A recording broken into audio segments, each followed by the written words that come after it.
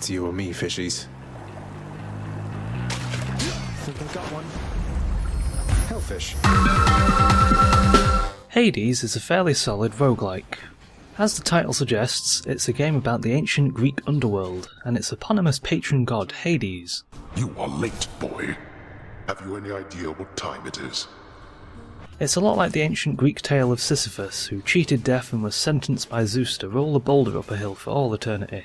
The player character Zagreus does a similar thing with his seemingly endless attempts to escape hell. It's a game where you die a lot and try again a lot.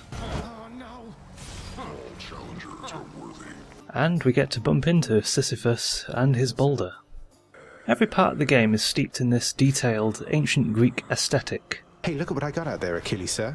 A vintage bottle of ambrosia plucked straight from Elysium. It's a nice table flip starting from the depths of hell and travelling to the surface, rather than the other way around like in many Diablo-style games where you start at the surface and make your way down to hell.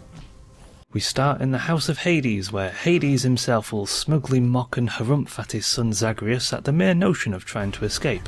Stupid boy. I told you nobody gets out of here, whether alive or dead. We start with just a humble sword, but gradually we unlock a few other weapons, most of which are the standard fare for this style of game. But the final weapon we unlock is literally a gun that lets you bombard areas with grenades. I think it's quite fun to use. You get to pick a variety of abilities, or boons as the game calls them. Boons are themed around the Greek gods that you get them from, so boons from Zeus are lightning based, and boons from Poseidon are water themed.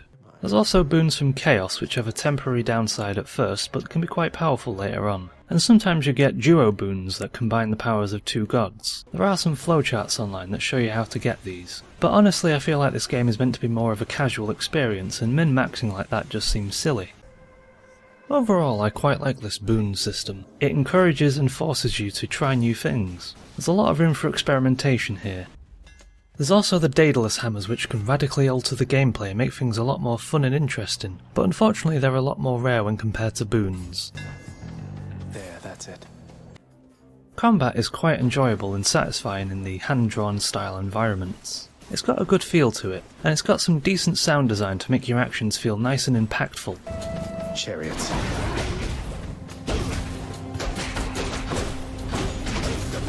Normally with these kinds of games, I do worry that I'll just get lost in the graphical detail in the heat of the moment with all of the action going on, but I think Hades strikes a good balance between looking nice and having good visual clarity. For each biome in the game we have a randomised order of rooms, but it does end up feeling a bit repetitive and tiresome. Each time you die and go back to the start, you have to play through the same order of locations. The House of Hades, Tartarus, Asphodel, Elysium, the Temple of Styx, and finally the snow-covered surface of Greece. These environments are quite nice, but I'd rather have a bit more variety. I do get that there's a finite amount of locations to work with when it comes to Greek mythology, but I think maybe a bit more creative variety here and there would go a long way. Oh hey, you brought some fish! Could smell it all the way from down the hall, that's great! Once you do get to the surface, Zagreus is finally reunited with his long-lost birth mother, Persephone. The two get to briefly reconvene before Zagreus, who is bound to the underworld, dies from being on the surface too much, and he wakes up back in the pool of blood in the House of Hades, like he always does. It takes...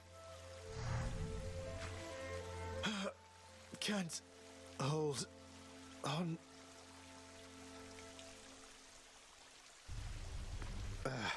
Mother, I have to get back there. This is simultaneously a very annoying moment, and also a really well done moment. You finally think that you're done with this insurmountable task of escaping hell and finding your birth mother, and then the game basically gives you a massive middle finger. The game neatly sets up your expectations and then knocks them down. And so we then have to play through the game a whole bunch more to actually get to the real ending. But can I be bothered to grind out this game more for a dozen or so hours? One problem with a lot of games in this genre is that I do just get bored of them once they run out of tricks and gimmicks. Like another game I played, Book of Demons, which seemed neat for a couple of hours, but it just struggled to keep me interested. And I think that this fake-out ending in Hades is the last trick up the game's proverbial sleeve. After that one point it's all downhill really. The quippy dialogue eventually dries up and grows stale. Now here you go, Servy, and don't eat me, please. Characters run out of things to say unless you're willing to grind a whole bunch. I get that the grinding is meant to be thematic to the game, but I just think by this point it becomes grating and tiresome. Even early on, the game boldly shoves what's essentially a lengthy to-do list in your face. Here's a big list of chores to do, have fun. And I don't think the game keeps things interesting enough after this point. There is the pact of punishment to spice things up a bit, but I don't think that's really interesting enough to make me want to keep playing. And neither is the compendium of lore, which slowly fills out as you play through the game.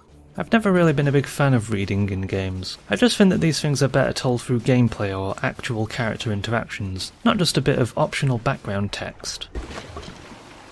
Barge of Death, you're here. I think I've had my fill of Hades, but if you're into roguelike games, ancient Greece, diablo-like games, or just looking for something to grind out whilst you stave off the existential dread, then I think you should give this game a go.